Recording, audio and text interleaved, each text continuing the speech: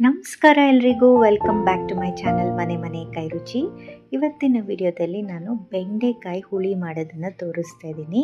ಬೆಂಡೆಕಾಯಿ ಹುಳಿ ಅಥವಾ ಸಾಂಬಾರ್ ಏನಂತ ಕರಿತೀರಾ, ನಾವು ನಮ್ಮ ಮನೆಯಲ್ಲಿ ಹುಳಿ ಅಂತ ಕರಿತೀವಿ. ಇದಕ್ಕೆ ಫ್ರೆಶ್ ಆಗಿ ಮಸಾಲೆನ ಹುರಿದು ಪುಡಿ ಮಾಡಿ ಸಾಂಬಾರು ಮಾಡೋದನ್ನು ತೋರಿಸ್ತಾ ಇದ್ದೀನಿ. ತುಂಬಾ ರುಚಿಯಾಗಿರುತ್ತೆ. ನಮ್ಮ ಮನೆಯಲ್ಲಿ ವಾರಕ್ಕೊಂದ್ಸಲ ಈ ಸಾಂಬಾರು ಮಾಡ್ತೀವಿ. ಬನ್ನಿ ನೋಡೋಣ ಹೇಗೆ ಮಾಡೋದು ಅಂತ. ಇಲ್ಲಿ ನಾನು 1 ಕಪ್ಪಷ್ಟು ತೊಗರಿಬೇಳೆನ ಚೆನ್ನಾಗಿ ವಾಶ್ ಮಾಡಿ ಕುಕ್ಕರ್ಗೆ ಹಾಕೋತಾ ಇದ್ದೀನಿ. ಮುಳುಗೋಷ್ಟು ನೀರನ್ನು ಹಾಕಿ, ಚಿಟಿಕೆ ಅರಿಶಿನ, 1 ಸ್ಪೂನಷ್ಟು ಎಣ್ಣೆನ ಹಾಕಿ ಕುಕ್ಕರ್ ಮುಚ್ಚಿ ಒಂದು 3-4 ವಿಷಲ್ ಕೂಗಿಸ್ಕೊತೀನಿ. ಅದು ಕೂಗೋಷ್ಟರಲ್ಲಿ ಮಸಾಲೆ ಹುರ್ಕೊಂಡ್ಬಿಡೋಣ. ಬಾಣಲೆಗೆ 1 ಸ್ಪೂನ್ ಎಣ್ಣೆ, 2 ಸ್ಪೂನ್ ಕಡಲೆಬೇಳೆನ ಹಾಕ್ಕೊಂಡು ಹುರಿತಾ ಇದ್ದೀನಿ. ಇದಕ್ಕೆ 1 ಸ್ಪೂನಷ್ಟು ಉದ್ದಿನಬೇಳೆ, 1 ಸ್ಪೂನಷ್ಟು ಜೀರಿಗೆ, ಒಂದು ಅರ್ಧ ಸ್ಪೂನಷ್ಟು ಮೆಣಸು, ಇದೆಲ್ಲ ಚೆನ್ನಾಗಿ ಬಿಸ್ಕೆಟ್ ಕಲರ್ ಬರೋ ಹಾಗೆ ಫ್ರೈ ಮಾಡಬೇಕು. 2 ಗರಿ ಕರ್ಬೇವಿನ ಸೊಪ್ಪನ್ನು ಹಾಕೋತಾ ಇದ್ದೀನಿ. ಕರ್ಬೇವಿನ ಸೊಪ್ಪು ಜಾಸ್ತಿ ಹಾಕೊಂಡಷ್ಟು ಫ್ಲೇವರು ಸಾಂಬಾರಿಗೆ ತುಂಬ ಚೆನ್ನಾಗಿ ಅನಿಸುತ್ತೆ. ನೋಡಿ, ಈಗ ಆಗ್ತಾ ಬರ್ತಾ ಇದೆ. ಈಗ ನಾನು 2 ಸ್ಪೂನಷ್ಟು ಧನಿಯಾ ಕಾಳನ್ನ ಹಾಕೋತಾ ಇದ್ದೀನಿ. ಕಡಲೆಬೇಳೆ ಎಷ್ಟು ಹಾಕಿರ್ತೀವೋ ಅಷ್ಟೇ ಧನಿಯಾ ಕಾಳನ್ನು ಹಾಕೋಬೇಕು.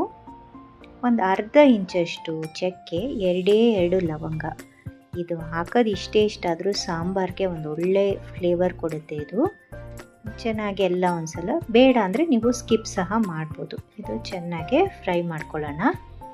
ಇಲ್ಲಿ 8 ಬೇಡಿಗೆ ಮೆಣಸಿನ್ಕಾಯಿ, 4 ಖಾರ ಮೆಣಸಿನ್ಕಾಯಿನ ಹಾಕ್ಕೊತಾ ಇದ್ದೀನಿ. ಮೆಣಸಿನ್ಕಾಯಿ ಎಲ್ಲ ಚೆನ್ನಾಗಿ ಗರಿ ಆಗಬೇಕು. ಇಲ್ಲಿ ತನಕ ಇದನ್ನು ಹುರ್ಕೊಳ್ಳೋಣ. ಇದು ಚೆನ್ನಾಗಿ ಗರಿ ಆದರೆ ಮಿಕ್ಸಿಯಲ್ಲಿ ಚೆನ್ನಾಗಿ ಪುಡಿ ಆಗುತ್ತೆ. ಈಗ ಮೆಣಸಿನ್ಕಾಯಿ ಹುರಿದಾಗಿದೆ. ಇದಕ್ಕೇನೆ ನಾನು 1 ಕಪ್ಪಷ್ಟು ತೆಂಗಿನಕಾಯಿ ಪೀಸಸ್ನ ಹಾಕೋತಾ ಇದ್ದೀನಿ. ನೀವು ತೆಂಗಿನಕಾಯಿ ತುರಿ ಇದ್ದರೆ ಅದನ್ನು ಸಹ ಹಾಕೋಬೋದು. ಇದನ್ನು ಚೆನ್ನಾಗಿ ಫ್ರೈ ಮಾಡ್ಕೊಳ್ಳೋಣ. ತುಂಬ ಏನು ಹುರಿಯೋದು ಬೇಕಿಲ್ಲ, ಜಸ್ಟ್ ಬಿಸಿ ಆದರೆ ಸಾಕು. ಆಗಿದೆ. ಈಗ ಮಿಕ್ಸಿ ಜಾರ್ಗೆ ಹಾಕ್ಕೊಂಡು ನೀರು ಹಾಕ್ಕೊಂಡು ನುಣ್ಣಗೆ ಪೇಸ್ಟ್ ಮಾಡ್ಕೋಬೇಕು. ಈಗ ಇನ್ನೊಂದು ಪಾತ್ರೆಗೆ 2 ಸ್ಪೂನಷ್ಟು ಎಣ್ಣೆ, ಸ್ವಲ್ಪ ಸಾಸಿವೆ, ಹಿಂಗನ್ನು ಹಾಕೋತಾ ಇದ್ದೀನಿ. ಸಾಸಿವೆ ಎಲ್ಲ ಚಿಟ್ಕೊಟ್ಟಿದ್ಮೇಲೆ ಒಂದು 1/4 kg ಬೆಂಡೆಕಾಯಿನ ಕಟ್ ಮಾಡಿ ಎಣ್ಣೆಗೆ ಹಾಕ್ಕೊಂಡು ಫ್ರೈ ಮಾಡ್ತಾ ಇದ್ದೀನಿ. ಈ ಬೆಂಡೆಕಾಯಿನ ಚೆನ್ನಾಗಿ ವಾಶ್ ಮಾಡಿ ಒರೆಸಿ ಹಾಕ್ಕೋಬೇಕು. ಇಲ್ಲಾಂದರೆ ಇದರಲ್ಲಿ ತೇವಾಂಶ ಇದ್ದರೆ ಲೋಳೆ ಬಿಡೋಂಥ ಸಾಧ್ಯತೆ ಇರುತ್ತೆ. ಹಾಗಾಗಿ ನೀಟಾಗಿ ಒರೆಸ್ಕೊಂಡು ಕಟ್ ಮಾಡ್ಕೋಬೇಕು. ಈಗ ನಾನು ಇದಕ್ಕೆ 2 ನಾಟಿ ಟೊಮೆಟೊನ ರುಬ್ಬಿ ಹಾಕೋತಾ ಇದ್ದೀನಿ. ಆ ಹುಳಿಯಲ್ಲಿ ಬೆಂಡೆಕಾಯಿನ ತಿರುಗಿಕೊಂಡ್ರೆ ಲೋಳೆ ಬಿಟ್ಕೊಳ್ಳಲ್ಲ. ರುಚಿಗೆ ಎಷ್ಟು ಬೇಕೋ ಅಷ್ಟು ಉಪ್ಪನ್ನು ಹಾಕ್ಕೊಂಡಿದ್ದೀನಿ. ಸ್ಟೇಜಲ್ಲಿ ನೀವು ಹುಣಸೆಹಣ್ಣು ರಸ ಬೇಕಾದರೂ ಹಾಕ್ಕೋಬೋದು. ಈಗ ಬೆಂಡೆಕಾಯಿ ಎಲ್ಲ ಟೊಮೆಟೊ ಜೊತೆ ಫ್ರೈ ಆಗಿದೆ. ನಾವು ರುಬ್ಬಿಟ್ಕೊಂಡಂಥ ಮಸಾಲೆನ ಇದಕ್ಕೆ ಹಾಕ್ಕೊಳ್ಳೋಣ. ಈ ಮಸಾಲೆ ಒಟ್ಟಿಗೆ ಒಂದು 5 ನಿಮಿಷ ಚೆನ್ನಾಗಿ ಕುದೀಲಿ. ಇದು 5 ನಿಮಿಷ ಕುದಿಸ್ಕೊಂಡ್ಮೇಲೆ ಬೆಂದಿರೋಂಥ ಬೇಳೆ, ಆಗಲೇ ಬೇಯಕ್ಕೆ ಇಟ್ಕೊಂಡಿದ್ವಲ್ಲ ಬೇಳೆ, ಅದನ್ನು ಈ ಮಸಾಲೆ ಒಟ್ಟಿಗೆ ಹಾಕೋಬೇಕಾಗತ್ತೆ. ನಿಮ್ಮ ಹದಕ್ಕೆ ಎಷ್ಟು ಬೇಕೋ ಅಷ್ಟು ನೀರನ್ನು ಹಾಕಿ ಮಿಕ್ಸ್ ಮಾಡ್ಕೋಬೇಕು. ನನಗೆ ಇಷ್ಟು ತೆಳು ಇದ್ರೆ ಸಾಕಂತ ಅನಿಸ್ತು.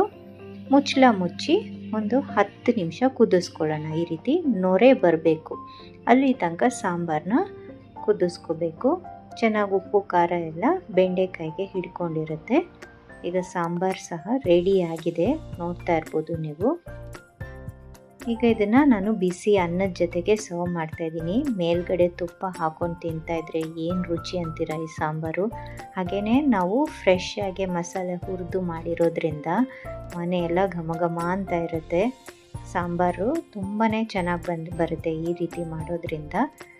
ಟ್ರೈ ಮಾಡಿ ಹೇಗೆ ಬಂತು ಅಂತ ಖಂಡಿತ ಕಮೆಂಟ್ ಸೆಕ್ಷನಲ್ಲಿ ತಿಳಿಸಿ. ಹಾಗೆಯೇ ಈ ವಿಡಿಯೋ ನಿಮಗೇನಾದರೂ ಇಷ್ಟ ಆಗಿದ್ದಲ್ಲಿ ಪ್ಲೀಸ್ ಲೈಕ್ ಮಾಡಿ, ಶೇರ್ ಮಾಡಿ ಮತ್ತು ಸಬ್ಸ್ಕ್ರೈಬ್ ಮಾಡಿ ಅಂತ ಕೇಳ್ತಾ, see you in the next video. Happy cooking.